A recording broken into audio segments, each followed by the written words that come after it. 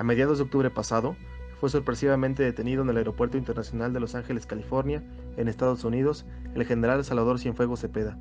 ex titular de la Secretaría de la Defensa Nacional durante el sexenio del priista Enrique Peña Nieto, y quien presuntamente se dirigía a vacacionar con su familia.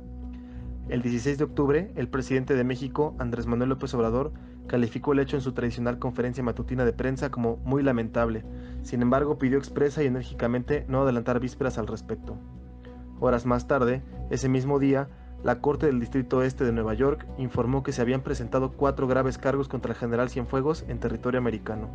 conspiración para traficar drogas, conspiración para importarlas, conspiración para distribuirlas y lavado de dinero. El Departamento de Justicia de los Estados Unidos señaló que el general Cienfuegos era señalado por la agencia antidrogas por haber presuntamente abusado de su posición como secretario del Estado mexicano con motivo de ayudar al cártel de los Beltrán Leiva a traficar drogas hacia territorio americano y además proteger a este grupo delincuencial en México a cambio de jugosos sobornos. Posteriormente, se habría de informar que las pruebas ofrecidas por parte de la parte acusadora para intentar probar la culpabilidad del general en los hechos imputables constaban principalmente de una serie de comunicaciones a través de la aplicación de mensajería de una reconocida compañía de telefonía celular, por lo que, desde ese entonces, la opinión pública comenzaría a especular acerca de la dudosa recopilación y posible valor probatorio nulo de estas, en caso de que al juicio se le hubiera dado causa legal.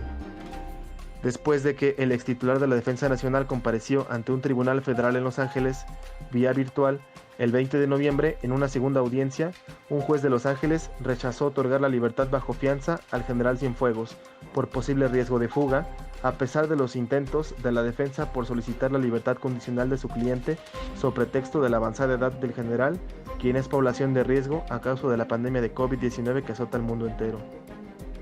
El 21 de octubre, también en conferencia de prensa, el canciller Marcelo Ebrard informó que había charlado al teléfono con el entonces embajador de Estados Unidos en México, Christopher Landau, a quien mostró abiertamente su sorpresa y descontento por no haber informado a través de los canales diplomáticos a México sobre la investigación contra el militar. El 26 de octubre, el canciller también hablaría por teléfono con el entonces fiscal general de los Estados Unidos, William Barr, para que 2 días más tarde, el 28 de octubre, el gobierno de México, a través de la Cancillería, enviara una nota diplomática al gobierno americano expresando el profundo extrañamiento por la detención sin haber notificado a México, independientemente de su inocencia o culpabilidad. El 30 de octubre, la Cancillería mexicana recibió un oficio de 743 páginas por parte de la DEA, quien fue posteriormente turnado a la Fiscalía General de la República, a lo que nuevamente la opinión pública habría de reaccionar con extrañeza y desconfianza, pues difícilmente ese expediente podía servir en México para iniciar un proceso contra el general ante un juez de control. Para el mes de noviembre, el exsecretario de la Defensa Nacional fue trasladado a Nueva York y nuevamente el canciller Ebrard se dispuso a hablar por teléfono con el fiscal William Barr, solicitándole de manera formal evidencia del caso Cienfuegos. Unos días más tarde, el 17 de noviembre, y para sorpresa de propios extraños, el Departamento de Justicia estadounidense anunció que retiraba los cargos contra el general mexicano en un ambiente de inmensa especulación y desinformación. La opinión pública no paraba de cuestionar acerca del verdadero trasfondo del asunto, si es que se trataba realmente de una investigación criminal seria o simplemente de un artilugio político respondiente a las latentes campañas para elegir presidente en el vecino país del norte. Para el 18 de noviembre, el general Cienfuegos llegó al aeropuerto de Toluca y tras ser notificado por el Ministerio Público Federal de la investigación en su contra, se fue tranquilamente a su domicilio. El 21 de noviembre, a petición del presidente López Obrador, la Secretaría de Relaciones Exteriores difundió la nota diplomática verbal que envió el gobierno de Estados Unidos sobre la detención del general Cienfuegos. Ya para el 14 de enero, la Fiscalía General de la República informó que, en tiempo absolutamente récord, había determinado no ejercer acción penal contra el general Salvador Cienfuegos por no haber encontrado ninguna prueba en su contra, a pesar de la inmensa carpeta de evidencia enviada por los americanos.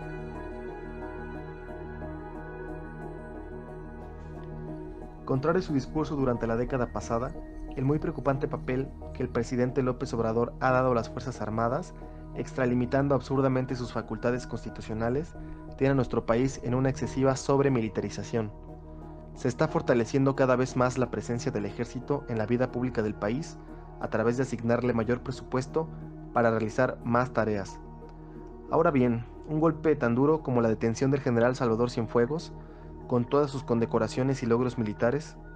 ciudadano probo e impoluto, honesto, veterano y aún perteneciente al ejército mexicano, habrá significado un duro golpe para la credibilidad del gobierno y su relación con las Fuerzas Armadas. La detención de Cienfuegos pone en entredicho al ejército mexicano, por lo que esta institución, que históricamente ha gozado del respeto y la confianza de los mexicanos, deberá encontrar una estrategia para que este brazo de las Fuerzas Armadas construya una nueva credibilidad en la sociedad. La penetración del crimen organizado en las profundas entrañas de las instituciones mexicanas, que supuestamente han de guardar el orden, es una amenaza latente contra la seguridad nacional y, por supuesto, un factor componente de la crisis política que se respira en este país. En nada ayudan la serie de dimes y diretes entre las autoridades consulares de México y Estados Unidos, pues únicamente evidenciaron la injusta e inequitativa relación entre ambas naciones, donde pareciera que son los americanos los que dictan los términos y condiciones e imponen amenazas y sanciones coercitiva y unilateralmente. Es innegable entonces que son los actores políticos mexicanos los que quedan peor parados en esta crisis. No solo les aventaron una papa caliente, sino que además les obligaron a procesar a un exsecretario y miembro activo del ejército mexicano sin ningún tipo de aviso previo, por cargos que los americanos dictaron y con las pruebas que ellos mandaron. En México existe una ausencia de rendición de cuentas real en los mecanismos de transparencia para vigilar las actividades, estrategias y finanzas de los altos funcionarios de la Administración Pública Federal. Está claro que, tras el desistimiento de la acción penal del general Cienfuegos, esta no es la excepción. La crisis finalmente se extiende al plano de la evidente pérdida de confianza en las instituciones de procuración de justicia, tanto mexicanas como americanas, pues la incompetencia de la DEA para recabar pruebas determinantes y la negativa de procesar a Cienfuegos tanto por el Departamento de Justicia de los Estados Unidos como por la Fiscalía General de la República, no solo nos habla de la terrible falta de comunicación entre agencias gubernamentales de este y del otro lado del río, sino también del terrible desaseo procesal con el que éstas pretenden llevar ante las autoridades a los presuntos criminales.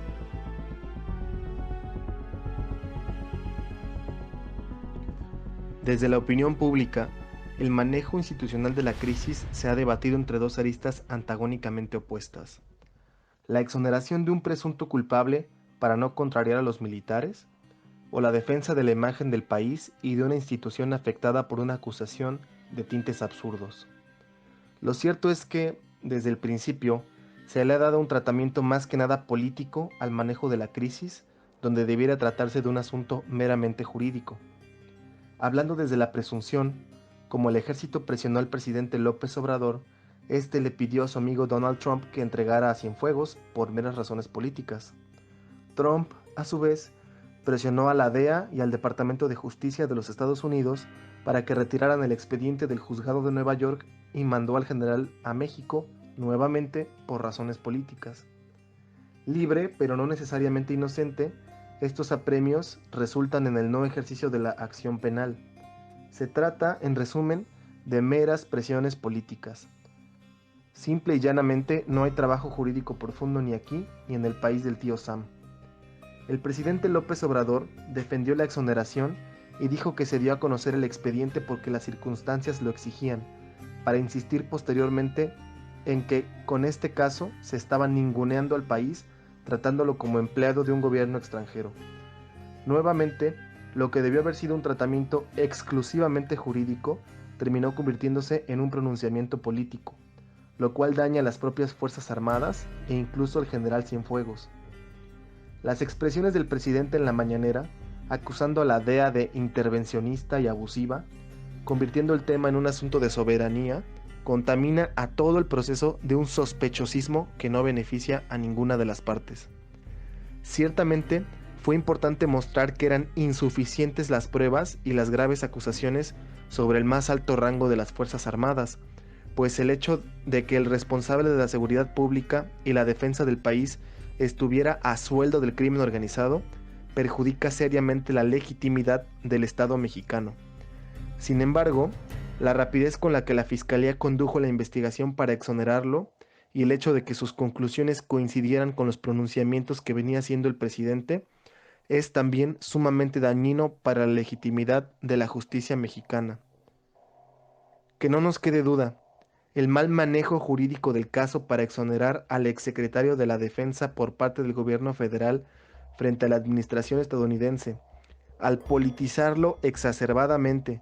y no demostrar la debilidad del caso y las inconsistencias del informe presentado por la DEA,